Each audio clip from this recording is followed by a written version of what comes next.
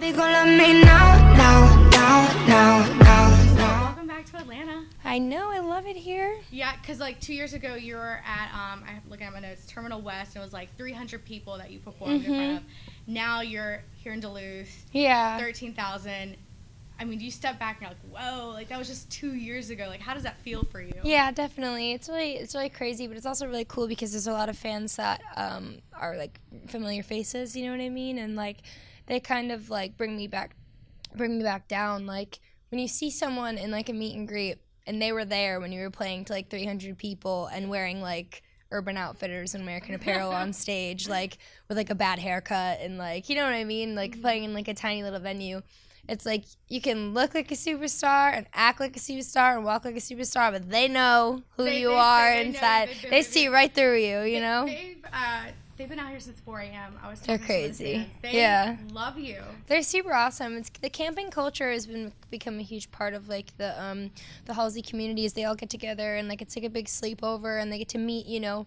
A lot of these kids live like a kind of far apart, and this is the one time a year where they all get to come together and they're all friends online. You know what I mean? So it's like meeting your pen pals. Yeah, they're on cult for Halsey. Yeah. It was all positive. They're so super stoked for you.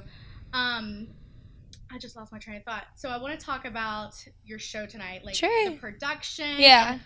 Everything that you put into it. I'm sure you're like firsthand into it. Like, what should we expect tonight for your show? Like, what are we gonna see different than 2 years ago at Terminal West? Oh wow, it's very different than that show. I designed this stage a couple weeks before the tour started, and I was a little last minute. I was running on a deadline and just like last minute came up with this idea and was kind of like, can we please make this happen? And they were like, yeah, we'll try.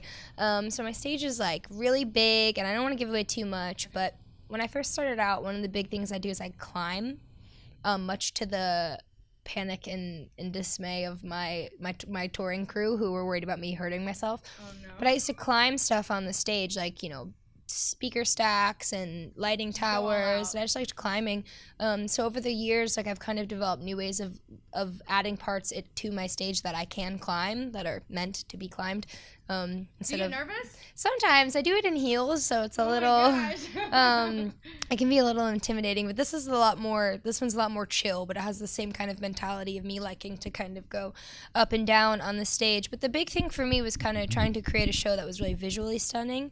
I really just wanted it to look like an art exhibit, because, you know, the songs all have really, really meticulous storylines behind them, and they're all very specific. So kind of drawing different elements and different color palettes to kind of give my fans an experience that gives them a little more insight. Like, I wish I could sit down and talk to every fan individually and tell them exactly what my thought process was for every song. But since I can't, this kind of lets them see where my head was at. Yeah. So for me, it's like showing them, like, and I've talked to fans about it before, where it's like every song has a very specific color palette. So like there's a song on my first album called Roman Holiday, and that song is green. It's always been green, but it's not lime green, it's seafoam green. It's like very specific. Really? Yeah, and you know, sometimes I'll meet a fan who's like, that song's always been really red for me, and I'm like, no, the song's green.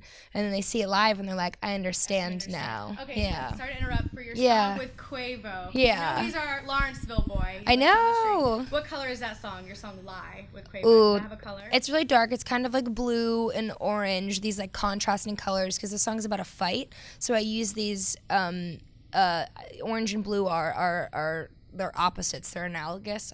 I believe they're analogous.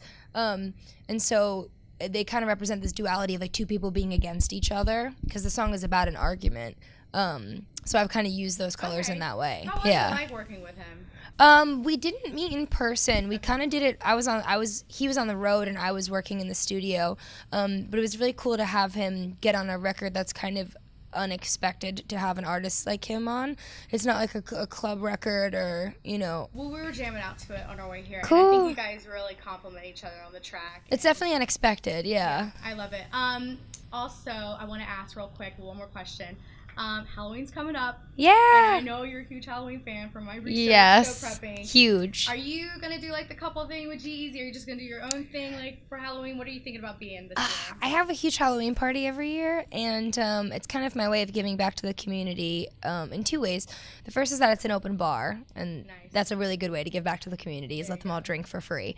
And the second thing is that the only thing I ask for is that the only admission is a donation to a local charity at the door. That's cool. So everyone comes, and they all come in costume, but I always theme it around a director I really like. So last year we themed it around Tarantino, and there was like the Pulp Fiction diner and the Kill Bill like trees outside, and it was this whole event. And then this year we've really stepped it up, and we're doing Baz Luhrmann, because that's he's the director that influenced my album. Right. So it's gonna be like Great Gatsby, Moulin Rouge, Romeo and Juliet. So romantic. So I think that he and I are probably gonna have to go as Daisy and Gatsby, which is kind of sad because they don't end up together in the end. But we're gonna rewrite. We're gonna pretend they do. They look really good together, so we'll make it work. Well, perfect. I'm so excited to see you tonight. And awesome. Thank you so much for spending time with us. And you're of course always welcome to Q100. Thank you.